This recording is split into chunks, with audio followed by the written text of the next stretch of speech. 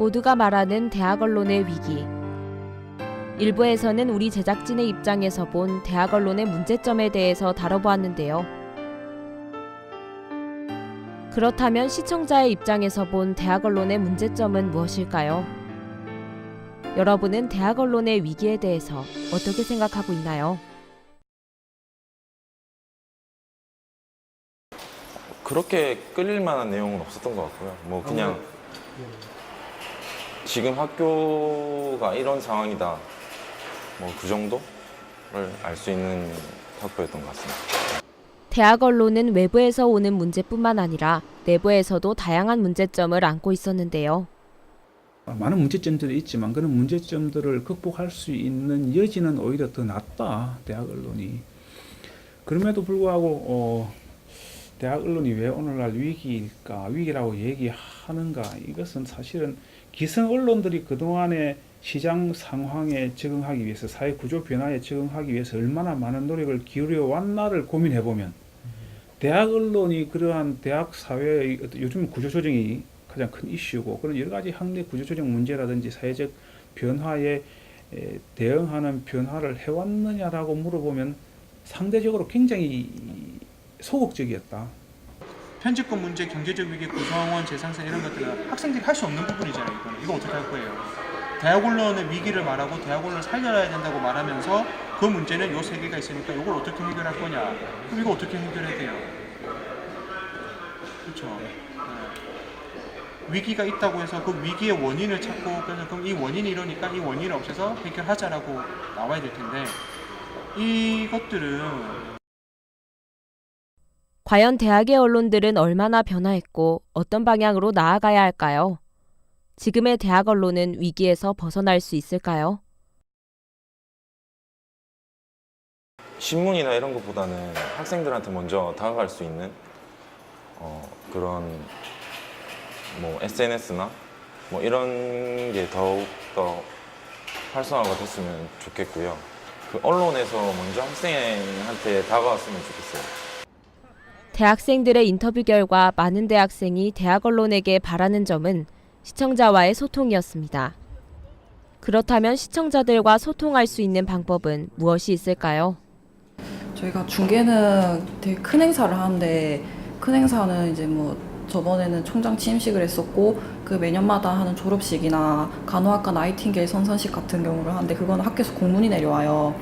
그거를 우리가 공문을 받아서 이제 학교에 이제 경영관에 있는 TV나 도서관에 있는 TV나 그 학식 식당에 있는 TV나 그런데 다 중계로 나가서 학생들이 실시간으로 참여를 못해도 밖에서 볼 수 있게끔 하거든요. 그래서 TV 말고도 모바일로 시청할 수 있게도 하고, 인터넷으로도 주소를 치면은 볼 수 있게끔 그렇게 활용하고 있어요, 중계는.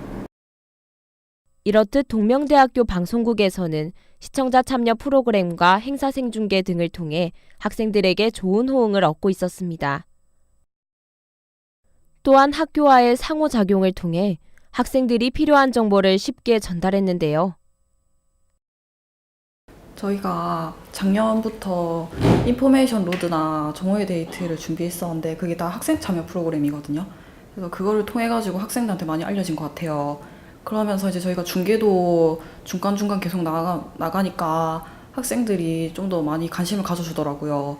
그래서 저희가 이번에 홍보하면서도 학생들이 이제 물어봤을 때 저희 방송국을 잘 알더라고요. 그래서 아마 그게 가장 컸던 것 같아요. 보이는 라디오는 처음에는 그것도 중계처럼 나갔었는데, 이거 실시간 방송으로 나갔어요.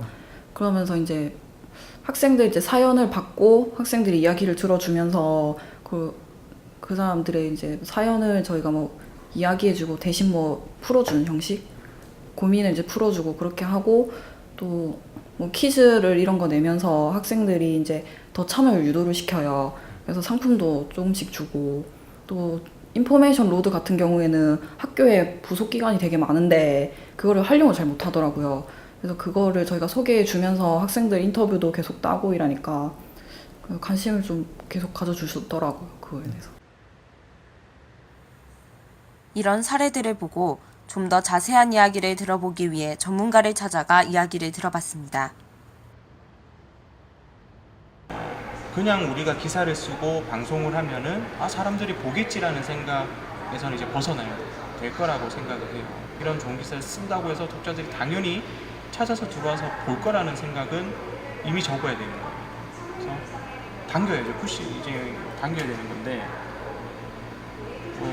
그러려면은 독자들이 이해를 해야 될 거고요. 시청자들이 이해를 먼저 해야 될 거예요. 그들이 뭐에 궁금해하고 또 언론의 기능에 있어서 언론은 어떻게 해야 한다라는 그런 생각들이 어떤지 이제 우리가 정확하게 바라볼 수 있어야 된다고 생각하거든요.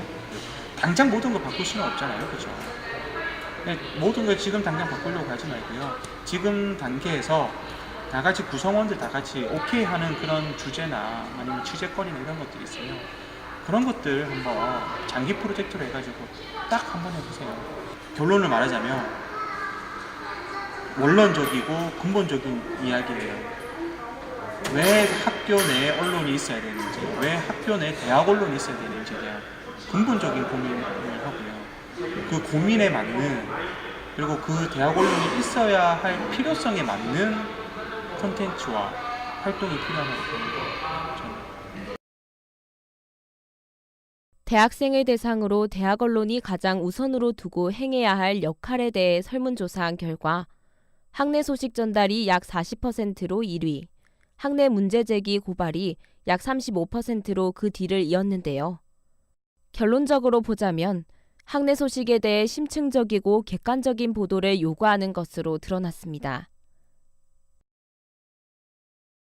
언론 조직을 둘러싸고 있는 많은 외부 조직들과의 상호작용을 너무 겁내서는 안 된다.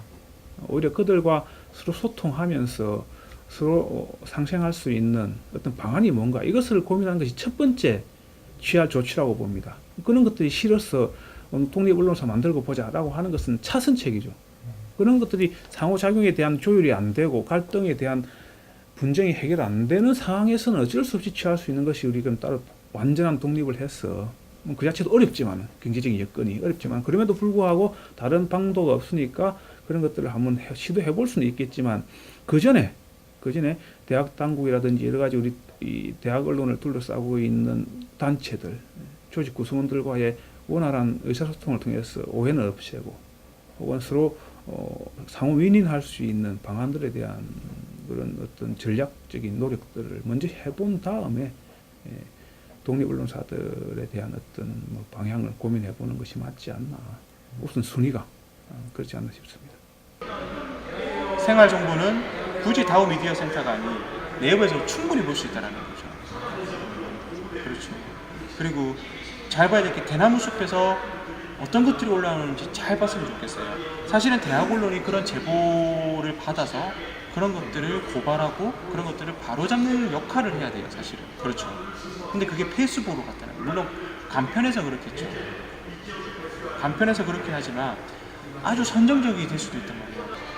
우리는 바꾸려고 이런 것들을 제보했는데 바뀌는 건 하나도 없고 욕만 태바가지 얻어먹고 있어요, 지금 학교가. 그렇죠. 엄청나게 잘못된 거죠. 그러면 이걸 누가 해줘야 되나요? 언론이 해줘야죠. 학교 내에서 일어나는 이런 사건들을 조금 더 공정하고 심층적이게 보도해주고 또 학생들이 관심 가질 만한 방송을 많이 해줬으면 좋겠어요. 대학생들이 자주 사용하는 SNS를 통해, 그리고 다우에 속해 있는 사람들의 SNS를 통해 더 이벤트성으로 홍보를 했으면 좋겠습니다. 일단 조금 더 학생들이 쉽게 접할 수 있게 여기저기 뭐 배치도 하고, 광고라면 광고를 좀 해야 되지 않을까. 뭐 당장 정안에도 그러니까 본 적이 없으니까, 접할 길이 없어서 본 적이 없거든요. 일단 학생들이 잘 알 수 있도록 좀 쉽게 알려주는 방식을 찾아서 계속 홍보하는 방법이 있다고 생각합니다. 현재 대학 언론은 위기에 봉착한 것이 사실입니다. 현실을 벗어나기 위해 노력해도 벽을 넘어서긴 쉽지 않죠. 하지만 포기하지 않고 조금 더 노력한다면 위기는 기회로 바뀔 수 있지 않을까요?